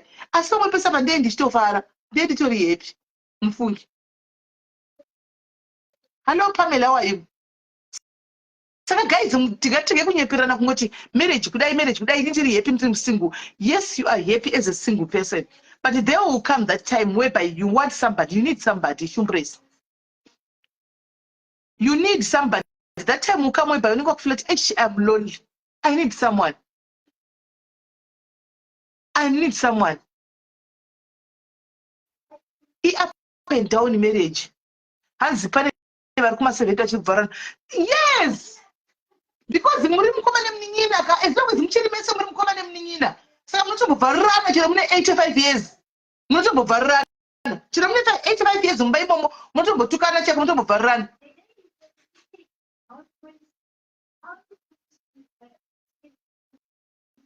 Yes, thank you, Kitchen. Sure, less than 45. Kuna 60 years. People are getting married at 60. People are getting married at 50. Problem yenye kuti musa vamwe venyu panapa muti kwai handidi kurogwa. Inyaya yekuti mune varume vamuri kutsvaga, type yevarume vamuri kutsvaga. Uri kutsvaga type yemurume ane masuru. Wokuti kana chifamba newe zoti yapaita zindimba remurume apa. Vanhu vachino kumusha vanofanwa kukwata. Kuti hey mamona zimurume rake. 40 saka 40 ndoti ungati watochembera. Murume ane masuru. Ndiye wari kuda. Mugiant. Mutsvuku. Ndiye wari kuda. Anopfeka gumbo size 9. Uchazo ukazomuwana after 15 years maimwana by then unenge wane 6 ne55 ne55 uchimutsvaga une type yemurume wari kutsvaga kudai guys dzimwe nguva tora murume wako waunenge uchida type dzekuti kwaidida kutsvaga kadai unomuwanei pakatoto kwaudhara iye wakutsvaga iye wakutsvaga futi nemwe vanhu arikutodiwa vanhu vakawanda life begins at the age of 40 rogwai kwai futi tororeka here mupenga here saka ma42 munotofunga kuti makura zvokuti hamucharogwi 42 matokura so they are single to don't marry just like atina kuzviramba iso kwai why can't you accept we have accepted. Did we say everybody must get married? No. Where are you getting that from? We didn't say everybody must get married. The reason why do you date? If you don't want to get married or is single, that's okay. Stay like that. Stay like that. But the reason which was such a murume, which is a murume, which is data, or could have grown and is. And I wouldn't marry up. Buy your dildos, do your dildos, do you? Simple. Simple. And marry your friend, you won't go wrong. The thing now is Pakurana no Pumeloka. Pakurana Nakamosta, Pakurana Vanavauta than Matukalas. Matukalas Anazono Buddha, Kanamabe Mumba. And what? Anazo Buddha Kanamumba. So how do you know Kuti is your friend? Because the chopadi Murume and Fakuta friend Yako. Murume Wako should be your gossip mate, should be your friend. Should be your gossip mate. In any Murumonga social media, but even when social media, I'm watching the Zoni must time goes in town and I could you not Ningia. Why are you saying Kutipari trick etc? You are generalizing just like saying all marriages are bad. I don't agree with generalizing. Yeah, now that's you getting deeper. I don't think we are getting deeper like that. That's you, because you don't want to think outside the box. Of what we are talking for somebody else, we are generalizing. We have said that, so we are generalizing. We're talking for no. We talk never know someone to go up and up. So never to go up and up. Saka kurora na kuri kokakanaka asipari tricky ndipo pekuti nosutadza kuona kuti kondoita sei kuti munhu wacho aite shamwari yangu as we date for better marriage. Oh okay, then we knew waona manje we need at least answered kwanza na we need I date for better under better not for marriage. So I've got a question for you, Winnie. You date for better maybe na better ne munhu usho kokana numbika bata or mpaka parana zvirwere, what's going to happen? What's going to happen? Anything can go wrong. What's going to happen? You are dating, yes, for better, and the mistakes happens. Maybe the condom breaks, and you are infected or whatever. What's going to happen? I don't know. Do you go and get tested every 3 months? Because it only takes a man 5 minutes to cheat, and sometimes you never know. 5 minutes to cheat, and sometimes most of the time the five cards are not and she's like I have a relationship, but cheating every time about a one night stand, I'm going to support easy, but I eat. I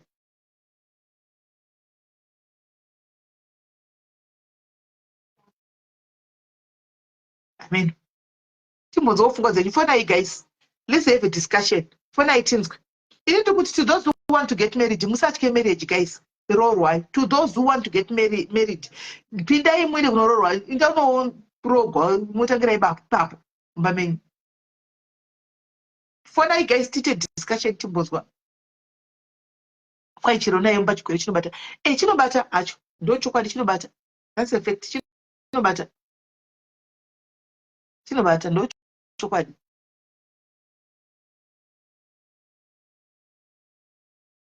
For 19th, guys, let's have a conversation for 19th.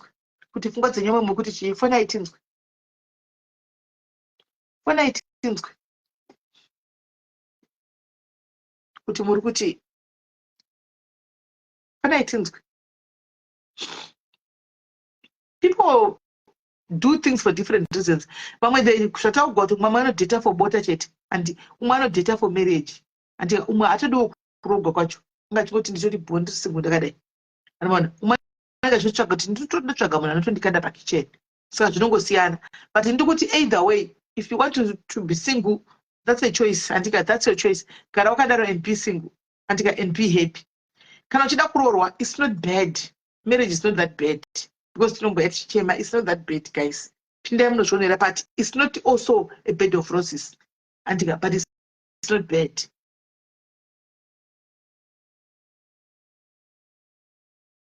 anzi ndomuwanepi murume ane 45 years as single variko but vashoma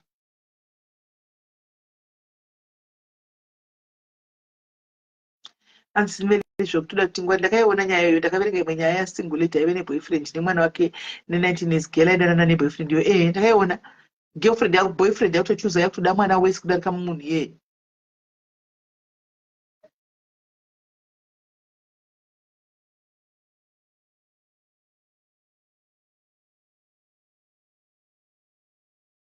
fonaika guys titaure tinzwe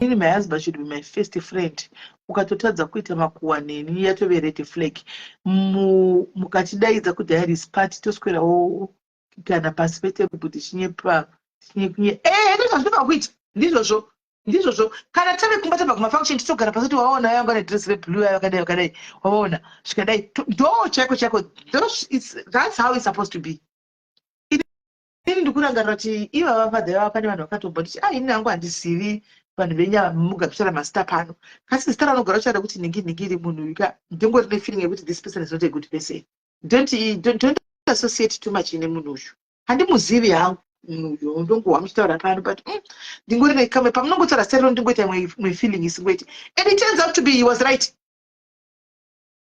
munhu ari kuno kuchado kuno he turns out he was right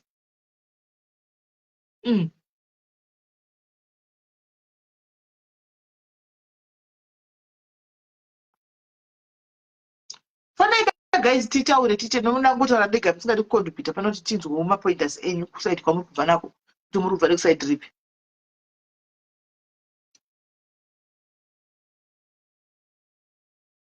handina jojo masiwo ese vedu masiwo ese kana masiwo ese here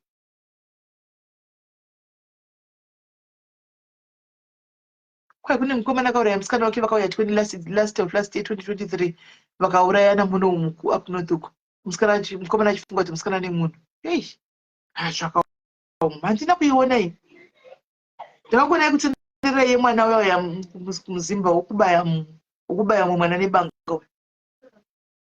kwai marriage should be celebrated, not downplayed. It should be embraced and honored as a sacred and fundamental foundational aspect of life. So no marriage dzemazuva my sister kuna izvozvo i50-50 do me I do you. Marriage dzemazuva ano dzosautina dzevana vemazuva ano hadzimiri zvokudaro. Marriage that was on the news. That was on the news. I didn't see it 2020 handina kuiona anomaona. So ameno munonamaninisa ndepekuti isusu old school yacho takaudza vana vari kumazano kuti marriage ameno imboza mai vakadai havadi kuziva. Vane muitiro wavo wavanoita ma2000 vane muitiro wavo wavanoita iwo kumarriage dzacho ndosaka everyday iri divorce adivorce nhasi arogwa futi next year after 3 years adivorce asve orogwazve after dzimwe 3 years odivorce asve andimazvona because vane the way yavanoita nayo zvavo zvavaita nayo handimona. Chokwadi marriage should be respected because marriage is something that has been ordained by God handimona. It should be respected but in both ways hapana vanhu vacharespecta marriage. Murume wacho kana kuti mukadzi now murume akuhurawo mumba achihurira mukadzi achidini hacharespect marriage yake. Mukadzi obva ati no I'm doing the same. You get what I'm saying? So totongoitawo zviripo paground hapasina achadini hapasina acharespecta munhu. Then fake profile ndakaiona fake profile so it pane tuka iwe Kathy iripo anditi pane tuka yemusikana muindia wakaiona yemuindia musikana uyu yekuno kuUK wakaiona premarital counseling ndoiri kushaikwa family. Do you think that even if they get counseling vanhu ava, do you think that anything can change? Ma2000 hakuna zvakadaro. Ma2000 hanegotiated here. Ma2000 havanegotiated, havazviite, hazviite. Imwe mbeu yatakazvara haiite ma2000 asvigoni. Havanegotiate. Imomo mutwa pre-counseling room ka. Anenge atori busy kutovanotaura oga counselor achitori busy kutofunga saka kapenda kadaindoindepi ndozodii hazviiti hazvibudi yangu yatove hazvibudi marriage inoda munhu anenge azvipira anoudzwa kunzi kana wapinda marriage wogara wodai. Do you think kuti nai Ketsvina ungatora slay queen chairo wobva wariudza kuti mumba murume anofugamirwa uchimupawo chikafu makuseni unonga uchiti good morning baba do you think anozviteerera uchiwacha underwear yake? Do you think 2000 inowacha underwear yemurume? Ngataurai chokwadi guys. Do you think 2000 inowacha underwear yemurume yarawana riri mumwashen mulaundry basket kana tunotokanda anokandirwa kumeso kunzi wacha chinhu chako icho? Age people, I'm trying to age apana munhu asina request. Anotonzi wacha wega chinhu chako icho ukanda kuti ana ako achire zvinofamba sei? Iyo inonakidza ideyo inonakidza ndakatoifollowa zvangu. Hanzi isusu ma80 takatoshingira marriage chiti pamwe zvichachinja. Kushingirira mai mwana kana musaro wenyu mai mwana. Musa abuse kwemishini ndakashingirira. Abuse, you must walk out. You must walk. You must walk. Hanzi munhu ngawache ega handiti mashona. Hanzi zvekufugama zvaishanda here naisimeli. Taifugama isu ngoti mazano kwane matebhu ekuti unongoisa zvinhu patebhu. Andowana. Kwanda kuisa zvinhu patebhu but kudhara taifugama ufunge kuti famba nemabvai. Taifugama isu. Right. Rikatimbonzwa. Hi dear. Mushe kanjani? Like nyanya 2000 yamama mchipaura inini ndine mwana wangu uyo akanangirwa ari form 4 akabhatizira mukomana ndobva vazouya vese kunoku kuSouth Africa. Vauya havana mbogara nguva kana kuti 3 months anga atodanana nemumwe. Iyani mukomana ndobva amusiya. Mwana wenyu ndiadanana nemumwe? Akatiza akauya nemumwe mukomana ari pachikoro handisi. Akasiya chikoro achinyora. Haana kupedza kunyora. Ndobva akatiza nemukomana akauya kuno kuSouth Africa. Vakasvika vakagara kunoku. I think avaramboita kana 3 months. 2 months avaramboita. Saka ndobva azodanana nemumwe mukomana. Saka vadanana nemukomana murume ndobva azomurova kuti ari kudanana nemumwe. Iye pati aira. Ndobva murume uyoya amusiya akachengetwa nevamwe vanhu. Akazotorwa nemunina wangu akagara naye kuno kuSouth Africa. Agara ayo anambotorwa akaramba kuuya kumba kwemunina wangu akangogara ikoko kwaichengetwa. Ndobva amitiswa nemumwe mukomana aifungidzirwa iye kuti ndiye wari kudanana naye. Later on vana vandobva vamudzinga akauya kumunina wangu akapona akagara izvo aitaura nemumwe futi mukomana. Mwana paakaita 3 months akabhatiza kuenda kumukomana yeye. Ni mwana? Mwana ane 3 months. Then paakaita 1 year mwana 1 year something akadzoka futi. Akadzoka zviya zvekuti ari kuuya nemwana kuclinic but all along anga asingauyi nemwana. Akati andiri kumuudza muclinic ndobva azouya. Akatsvakirwa basa akaenda kubasa. After 3 months kubasa ikoko akaonana nemumwe. Akaenda ikoko akatsvaka. Ma2000 nenge uchinyepa kuti anzi anogara mumarriage. Ndozvandoda kutaura. Agara kubasa ikoko ndobva adzoka kumba basa ndobva rapera. apa aingaita lakaishaka nemwana wangu adzoka kumba ikoko kwemunina wangu agara last year kwana August ikoko ndobva atiza akaenda kune mumwe ari kune mumwe murume tichitaura kudai nemwana iye anongofamba naye anongofamba naye anosira ari kumurume ikoko kumurume ndakanzwa kanzi murume akazondibata zvikanzi tiri kunetsana kuno ndikati muri kunetsana chii zvikanzi haadi kuti nditarise foni yake iye anotarisa yangu foni ndikati problem chii zvikanzi anotaura nevamwe varume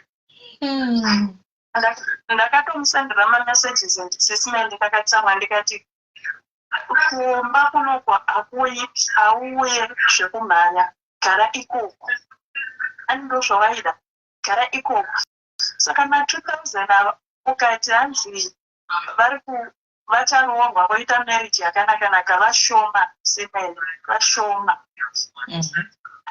unonamata kusvikira waneta semene unonamata kusvika waneta handidi kunyepa nevanavo ameno maybe ameno kuti ndingati chii ndio yanda nchida usheya sorry yenyu I hope one day amuzodedza uchinzi afa yamutore mwana zvakaoma zvakaoma zvakadoni zvakaoma pavanza mwana wavo uyu ari kuita kufamba achiti apo ndaida kuvafunza kuti pamwe nditori dhimoni chairo riri kuda varume vacho vanongoti abva apa waenda apo wabva apa waenda apo unenge achatsvakei hame vakurumidza kudonha apo hanzitora mwana anga vakatora mwana anozvara mumwe Queen Silla vakangotora mwana anouya nemimba aiwa mwana ngavasiya afambe nemwana wake vangotora mwana ari kuuya nemumwe mwana ari kuuya nemumwe mwana wechitu munhu ngafambe nemwana wake kusvika aneta ngafambe nemwana wake ngafambe nemwana wake sure da kuitwa zvakaoma vakuru vachiti vakazvarasekera muchitende mangwana chinenge chikokosho unenge usingazivi kuzvara iyeyo kadai anoita kuvatevedza one by one. Yeah. Hi dear. Hello. Ndinere ndapinda. Wapinda kuti sei? Mwasha muri sei sisi medu? Mushe. Hello. That in doctor.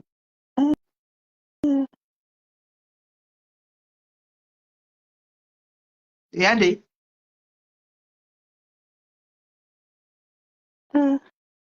Hello.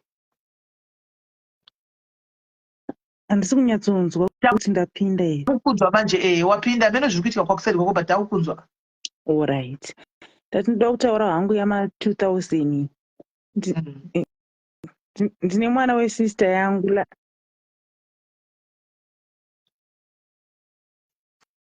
Kune veri kukati, I don't know why.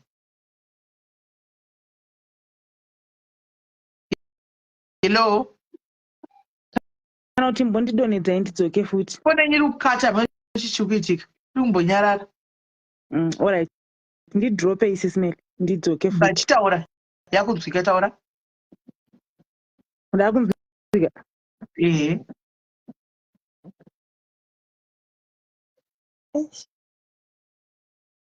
Haisi kuda kuti ndipinde palive. Tikunzwa itaurai.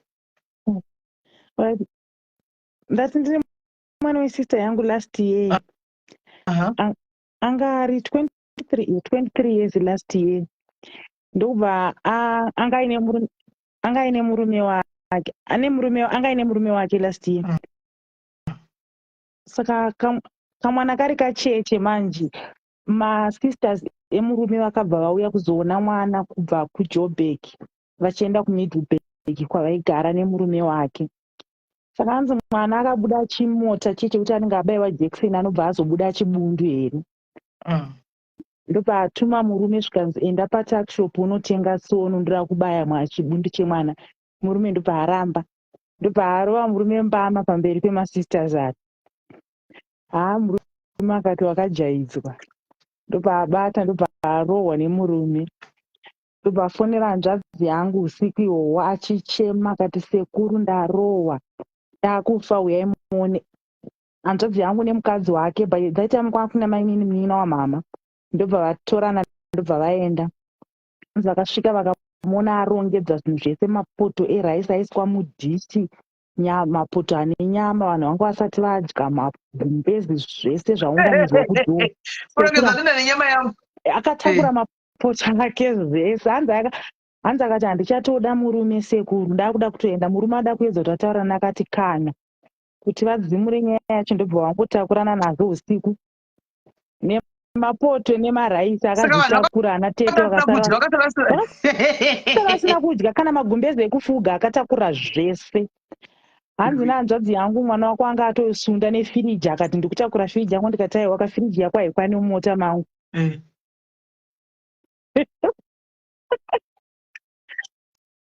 Saka auya kubasikadini. Hane nefiriji yanga yatopushwa zvikanzi ndikutakura firiji yangu. Ndikati aiwa firiji yako haikwani mumota mangu, unozotora zvimwe mangwana. Ndobva aenda. Nyaya yacho ndeyei, warova murume mbama pamberi pemasisters ake. Ndobva asvika kumba kwanzvadzi yangu yakaita 2 days. Rechipiri hanzvadzi yangu achibva kubasa akamuona arova pasi musikana. Adzokera kumba kwake, vakaoma vana ava. Akadzokera Apa wasi warova navatete vakavata nezharo. vakarova nezaro kwamagumbezi, kutakura magumbezi ese ekuti vana atete vafuge. Murume wacho akatozonobhukira kwekurara, vashaya chekufuga.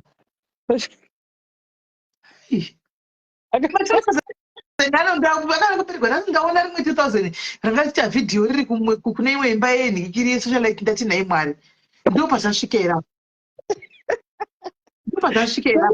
Matinangotine ma2000 usatombotaka kana hondo nema2000. Waenda kugedhe chako kugedhe, wasvika kugedhe kuya anga achishuta ari pagedhe achiti budai achirova. Ndikati nhai Mwari, ma2000 kwakusika kufarisa here. Hawa 2000 akazviomera zvawo. Anotoda Mwari chaiye kuti apindire. Sai zvagere zvakanaka nemurume. Apo vakagara zvavo bhati stori iyoyo kana vana tete vacho havaikanganwi. Zvo zvakaoma veduwe. Musisi weLinda zvakachida kungotaura zvangu. Thank you very much my sister. Inga zvakaoma. Aya pakaipa ma2000 imamanzwa. Ma2000 akaoma guys. Musati ndangokana kudini ndangoona ndikati saka mwana uyu akatozoinda zvakati kwanichena kutora vhidhiyo ndiri kumba kwenyu saka atozoinda. Ari pagedhe ipapo. Munoziva kuti zvinosungisa trespassing guys. But nekuti zvinhu zvacho zvema2000 soka hauye bodo. Ndipo unozongoona kuti havana chekulusa ma2000. Zvese zvavanoita ndifunga kuti vanotanga vafunga ini. Vanongoita ma2000 umwe wakasiya baba vachitayanza akatakura neraisi dzanga vabikira raisi dzakapinda mota dzichindwa nadzo nenyama dzakaindwa nadzo. Hanzi I think isusu maparents we are to blame for ama2000. I don't think so. I don't think so. Generation iyi yakangouya yakadaro Leina. Yakangouya yakadaro generation ishi. Yakangouya yakadaro kana kuchikoro chako iri kunetsa kana pai chako chaiko kana pai iri kutonetsa generation iyoyo. I don't think that my parents have got anything to do with that. Andifungi. Vakangouya generation iyevana yakangouya yakadaro. Yakangouya yakadaro. Asi ndemu 2000 uya wokuningira wokurova mai vake kuya pano vaya. Vachiti ndakarwa nemwana. Kuzivana havasi. Queen Clay, kuzivana havasi. Kuzivana havasi. Itori reality kutoitika ya hapana kana kuti kupromotana chikuti chiri kutopenga chiya chiri kutozviita chimwana chiya. Hakuna zvakadaro ma2000 akatongotsvagwa akangodaro mai mwana. Because zvinhu zvavanoita handisi kuti ndichi amen.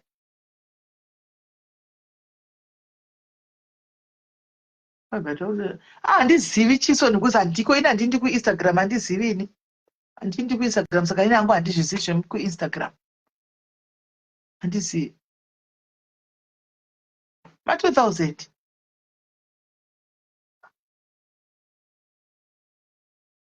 Ya pakaipa. Mauri ichinherera. Zvino zvichireveiko? ndakazoiwa songi yoikimba musati ndakatosa zvekutozoti nai mwari ndibvisewo songi musoro yanamira musoro mangu guys ndakungoimba kuti nai maure chinherera nei ndikatosa zvekutobvisa kuti nai mwari nemidoko songi zvaitonamira musoro mangu mwari ndibvisewo songi ndangoiwa kawani tikati zviri kumbonyatsokureva kuti halotia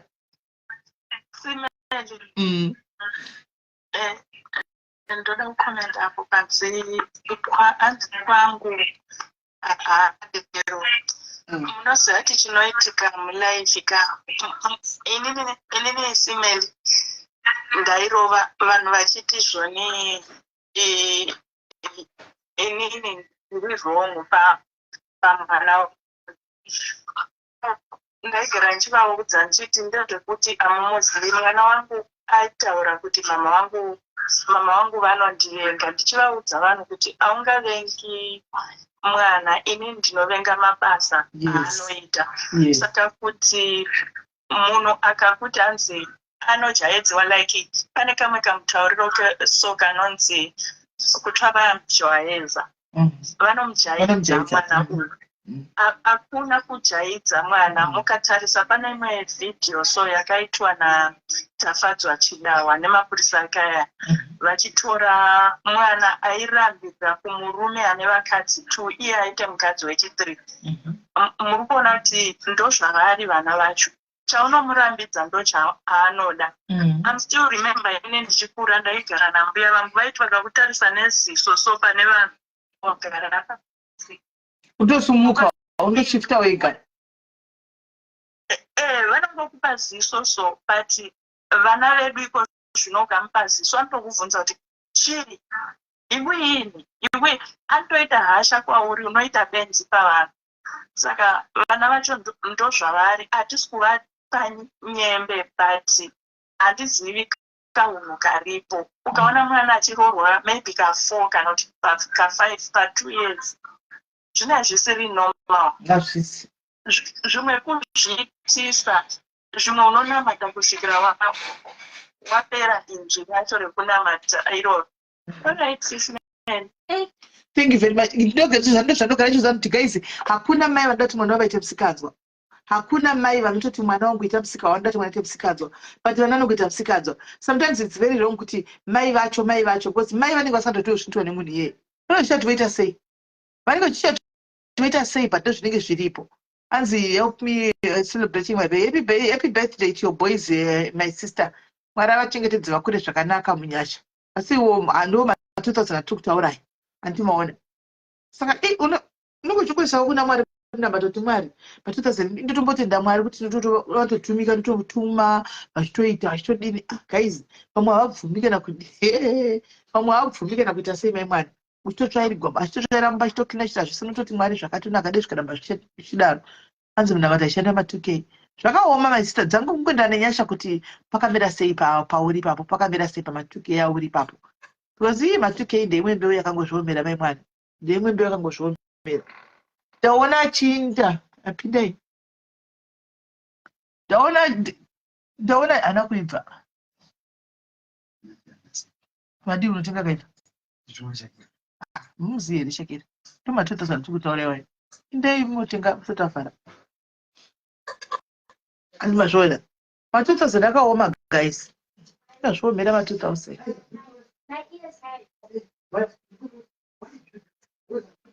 faraiwo kadhoiro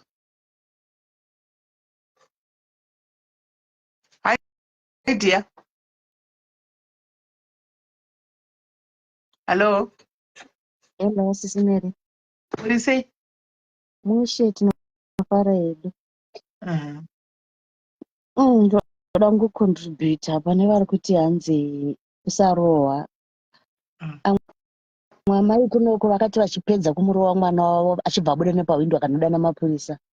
Kana kuzvura Akanodana mapurisa. Zvikanzi amai ari kundi abuse iwawawo. Mapurisa auya mai vakushivaudza nyaya yekuti mwana uyu haadi kuenda kuchikoro. Ndiri kufunga kuti mwana ari kuenda kuchikoro abuda asiya mabhuku aisa mutoilet aenda kuboyfriend.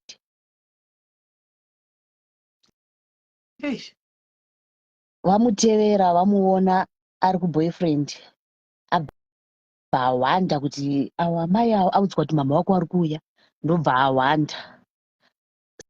Saka vachingobuda mai vake kunyengerekera kudzokera kumba, akabva asara achiwatero kumashure achimhanya. Bva vasangana naye mutauni, vatori muShoprite, vari kuona mwana uya akazvidira mvura, zvikanzi ameno chakangondibata ndongorangara ndichibuda kuchikoro pandatanga kufamba nesango, ndapedzisira kuziva ndiri kudhamuko, ndazongona ndaamumvura, handitozochichiitika pandiri. Ndobva vamutibvisa bhurugwa kudai mwana imi anga achitoita hake zvevakuru. Ndobva vauya naye kumba, ndobva vamurowa, ndobva abuda vanodana mapurisa. Adana mapurisa, mapurisa vamutora vaenda naye kuchikoro mangwana acho, vakatoenda naye kuchikoro mwana iyeyoyo. So kuchikoro vasvika vachikudzwa kuti mwana wenyu imi haateereri zvamuchose, mwana wenyu ane musikanzwa. Hanzi akaite mapurisa pamberi, maticha pamberi pemapurisa. Hanzi mapurisa akati ndosaka mai wako achikurowa iwe. Hanzi akati avasanganisa mapurisa acho zvese nematicha. So vana vacho kutuka, vana vacho ava unochida kuziva kuti ameno zvavangori so. Ndosaka even kufa varivo vari kufa rubo zvinotisa kuti mazera acho ndo vari kufa iwaya ma2000 makazvizwisisa kuti everyday kazhinji kacho kuona varest in peace kanobvunza mwana mudiki diki utontorwadziwa because avateereri, vanofunga kuti vanoziva zvese. Vari kufa zvekutodaro, havateereri. Ipapa kuchikora anoenda paanenge achida, paanenge asingadi haaende kuchikoro. Kokuba zvako mumba imomo watoziva kuti makiwesa payanenge achingoba. Unofa nestress ukada kuzvisa musoro. Unofa nestress. Paoma. Sure. Mwari ndiye anoziva. Mwari ndiye anoziva maite eibasa kola. Zvakaoma. Handi mamuomo 2000 inga zvakaoma sikani. But anyway ndozviriko. But anyway nyaya topic David yakaisa tichitaura hedu nenyaya yemaabuse emunhingikiri marriage nenyaya yemusikana uya akaenda kuexconservatorship nemapurisa vauya naye asi ari kuitwa asi handioni kuti achachinja. Kuchikoro vakubetseri sometimes kutoita kuti vave wese. Senge nyaya yekutaura iye mwana uyu musikana uyu iri kutwista iyeyo kushaika iri kutwista because it's like mukomana haana kuisa poison because musikana uyu angatove ne3 days abva mukomana kutaura kwazviri kuita mugurupu racho tirimo refamily remafriends nefamily anga ane 3 days atobva kumba, but nyaya iyi ichazouya zvisere iko zvinoregai vambochema andimona. Anova zvisingaiti. Ndinotogara nema-eyedrops edly, ndinotogara nema-eyedrops, ndinotofamba mehandbag nema-eyedrops. Anotovava kana une masinus anotovava maziso, anotovava especially kana kuine pollen anotovava, itori garosia. Saka ari kuita sokuti nyaya yacho kaisi kuti ndinyanzo kutoitsanangura zvizereka ndogona kutaura pasipo. Chimbomirai ndichazonyatsokuudzai, ndichanyatsokukuudzai, regai vambogadzirisa mapepa avo vaende kumba, then ndozouya nefull story because pakato nyaya yacho ichazoita topic yakamira yega because zvakaoma. Vana vedu ava ma2000 aya zvakangooma asikana, zvakaoma. Ichazoita topic yakatomira yega, ichazoita topic yakamira yega. Andipo padaishara papaibvunza kuti nzara idzo munoenda sei kutoilet, ichiti anoita vanotozvigona nemazinzara ewaisa atogoni kana kuti ndingatobata kana sadza chairo anenge ariki, vanenge vane nzara dzakadipa kudai. Inzara idzi, nzara dzakadai idzi guys, nzara idzi pandivewo tarisai muone nzara idzi. Ine zilongwezi basa rangu richiitwa zvokuti zara dzaitwa sei aiwa zvazvineneni zilongwezi bva muchikliniwa muchibikwa hacho zvokuti kwaiwa hodi inini zilongwezi vana kuti kana kusukawo dzangosukwa ameno nokuti ma2000 ka hanzi aitoudza mama wake kuti muchanoita zvenyu kurova nyama boyfriend iri pamoyo hamuigumi iri safe jokwi. Zvakaoma asikani, zvakaoma. Amen. Aisiregai zvangu nditambe ndindi wana ndikuenda kubasa, chimboti regai ndimboya nditandare nemi. Kenboya tichagara nemi tichitandara tichienda takadaro. Mangwana ndikuenda kubasa. Tazodzoka nemi musande ndiri off zvakare toenda. Asi kana iri nyaya iri very serious. Kuenda dzisikaonzana dzake zvakaoma. Amen. Amen. Handitoziviwo guys. Chioniso buda udzoke. Handitoziviwo kuteredza ndasini munzira kadaro handisipa chandazochitwa naindi. Amen. Handitoziviwo ndakati zvibvunzo ndakuti handingadi kukwidza stress ndichifunza kuti saka ndarika ndingoti ati nezilomwe zinawo kuti chakati chichitwa ndikoko zvokungozvane ngadlane foko in life wakadaro indichirwa nemaoko ndokupedzera ndokupedzera ameno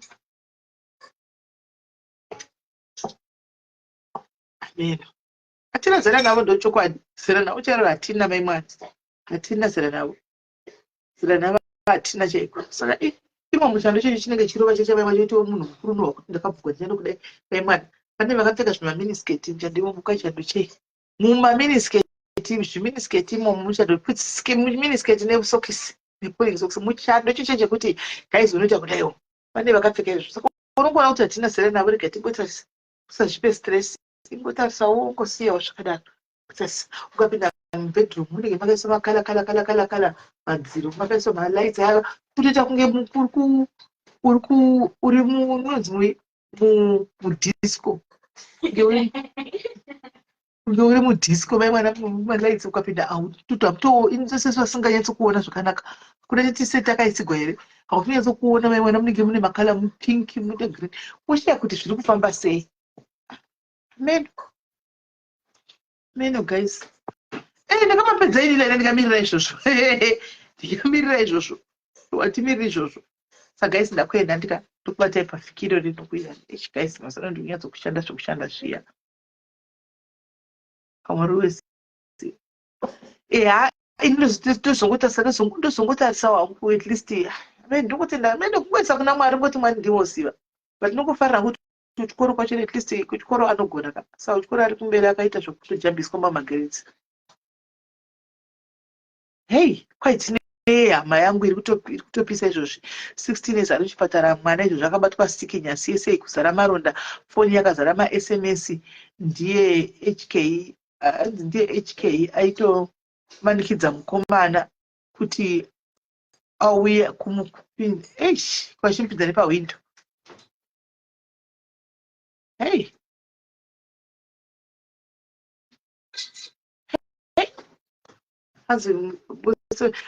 ndakatozvitaura ndikati munoza kuchova dzichonge tatanga kuisa nhanzara nhasi dzotyokeko tikati okay vanongosiyawo asi akumirai kuno kuifedaiwa tinouya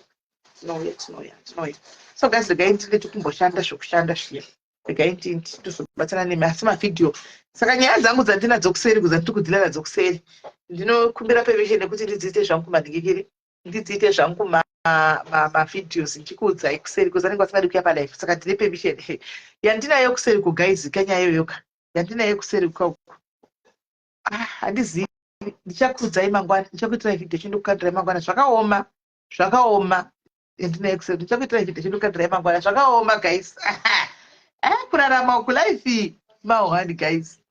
Good night guys, regai zvangu ndiyeti ndogadzira mangwana ndokuenda kupasa guys. Fikirese tozokuona neFriday. I'll see you on Friday. But WhatsApp, just leave the message. I'll come back to you. Anditika. Zvakaoma. Saka ndokubatai guys, muve nezuva rakanaka guys, muve neusiku hwakanaka guys, muve neSunday yakanaka yakaropafadzwa mangwana. Good night guys. See you next